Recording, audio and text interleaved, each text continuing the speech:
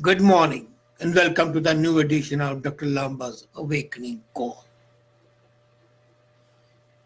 We are shocked and our senses have been numbed. And that is because we've witnessed the resurgence of terrorism. We see the coming in of that Frankenstein who preys upon the innocent, kills people without discrimination. Yes, discrimination is there. They must not belong to his religion.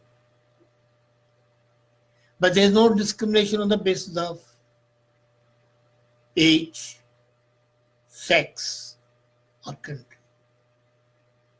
We saw and witnessed last week the frozen music set on fire. And when I say frozen music, I refer to Notre Dame, the cathedral which is a history, witness to the history of Europe and France, which even Hitler's general refused the order of the Führer to destroy, and which Goethe, the famous German philosopher, called the frozen music. That was set on fire. And then on the day of Easter, 300 people looking for the resurrection of the Christ were killed. What a strange resurrection it was. Resurrection with a twist. And the same day, a grenade was lobbed into a church in Austria. And just few hours back, when the investigators were investigating the bombing in Sri Lanka, bombing on the Easter day, a van nearby exploded and 73 detonators were found. So that's not an end to terrorism in this part of the world. And all that terrorism is exported from some countries. No need to name them. People are aware of that. Even IMF is aware, and that's why the funding to that country has been stopped. Now, coming to the fact, why is once again terrorism coming into picture? It's like a dormant volcano erupting and the searing, burning lava destroying humanity. There are two questions which arise. A, why is there resurgence of terrorism? B, why is there a different approach and attitude towards terrorism? Let's take the second question first. Sometime back, not in distant future, just a couple of weeks back, in New Zealand, a white supremacist committed heinous act of terrorism in a mosque, in two mosques actually. And that attack was condemned roundly. So much so, it was called inhuman, which it was. It was called dastardly, which it was. And the Prime Minister of New Zealand donned a hijab to show the solidarity with the grieving Muslims. And that action of Madam Prime Minister drew plaudits from all over. That was great.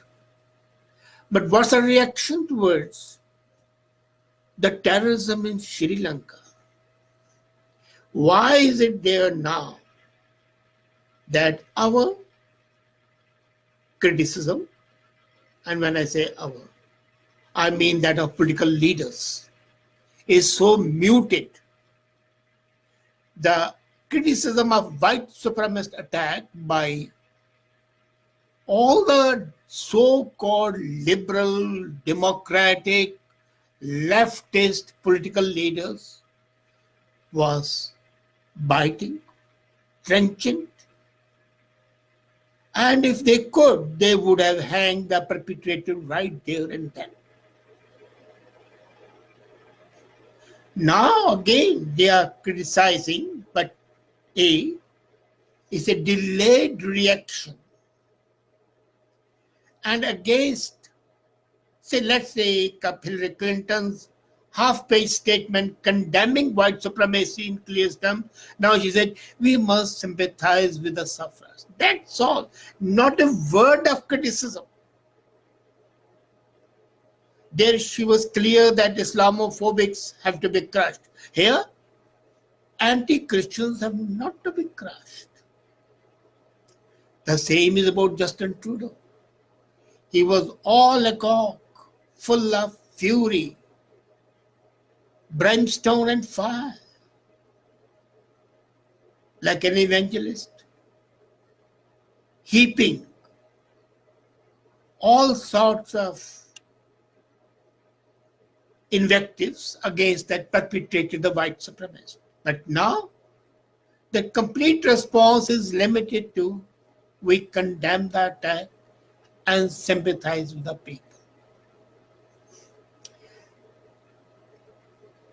This different approach encourages terrorism because the perpetrators are the masters pulling their strings, are aware that the moral fiber of the Western political leaders is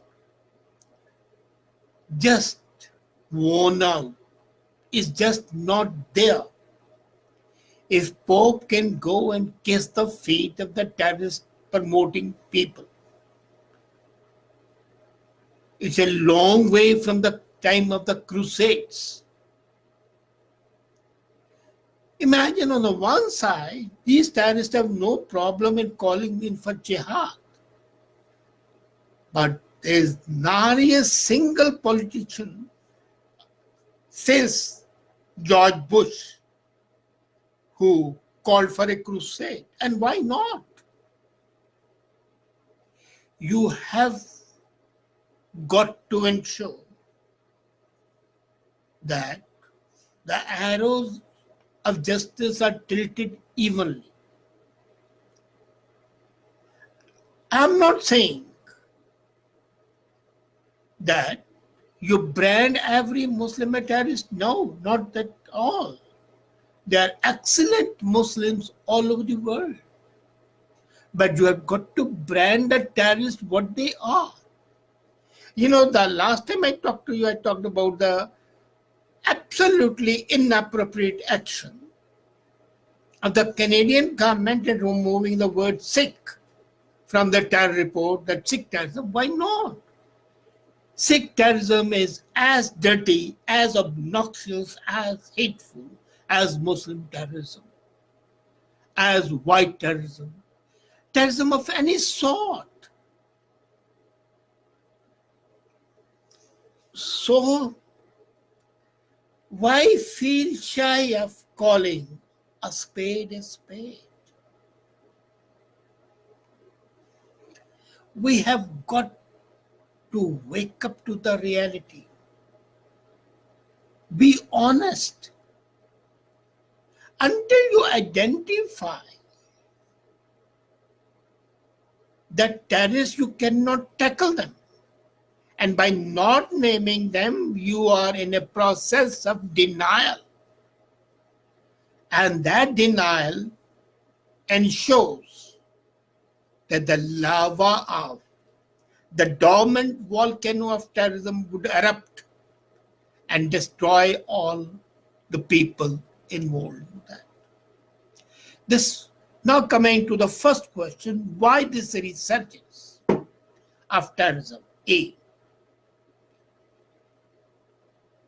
Again, it has a lot to do with our attitudes. To tackle terrorism, you have got to ensure retributive action. Long drawn out legal issues do not solve it. It must be handled on war footing. So special courts need to be set up with a directive that the decision on the cases relating to terrorism must be taken, say, within 10 days. No denial. And the severest possible actions should be there. Secondly, the Western leaders should come out of their slumber and start naming the terrorists. If they're right, ultra-right people, name them and destroy them. If they're Sikh terrorists, name them and destroy them. If they're Muslim terrorists, name them and destroy them. This cherry picking, which is being indulged in by these moronic leaders, must be put to an end. Thirdly, this unrestricted migration and refugee, the illegals, the way they are being treated with the kid gloves must be stopped. There are sufficient places where they can be resettled. Don't resettle them in those areas where there can be cultural conflict. If you have got that much of money to spend, then spend the money, resettle them in a place where they do not come in conflict with the culture of the host country. Let them inhabit those places which are barren, which are empty. You see, people say Canada and USA are land of immigrants, but when they came, they were not given 5-star hotel facilities. They were not given money for the asking. They had to slog, they had to suffer, they had to be deprived of all the comforts. They worked hard.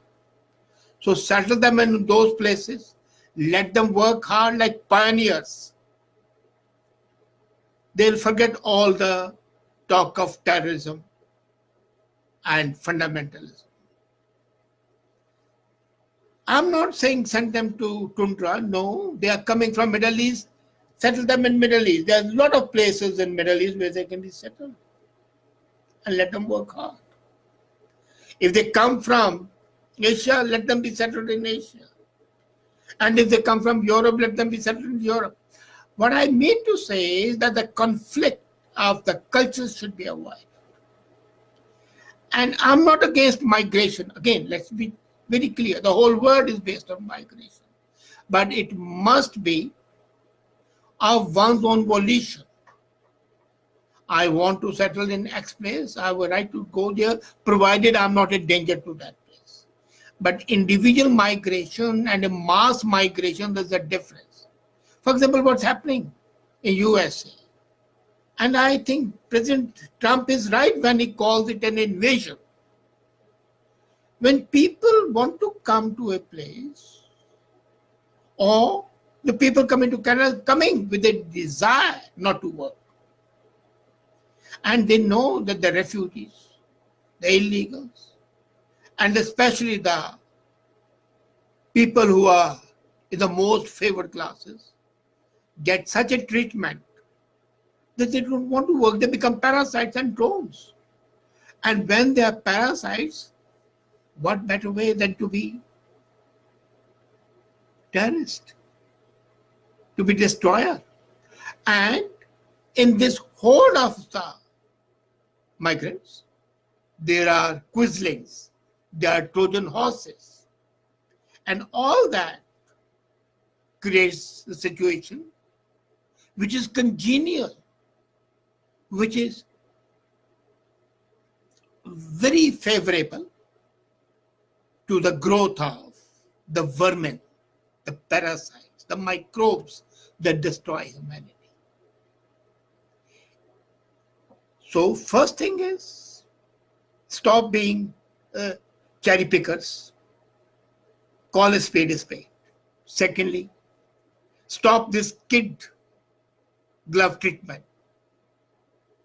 Thirdly, most important, be honest, be authentic. But first be honest to your own country, to your own culture.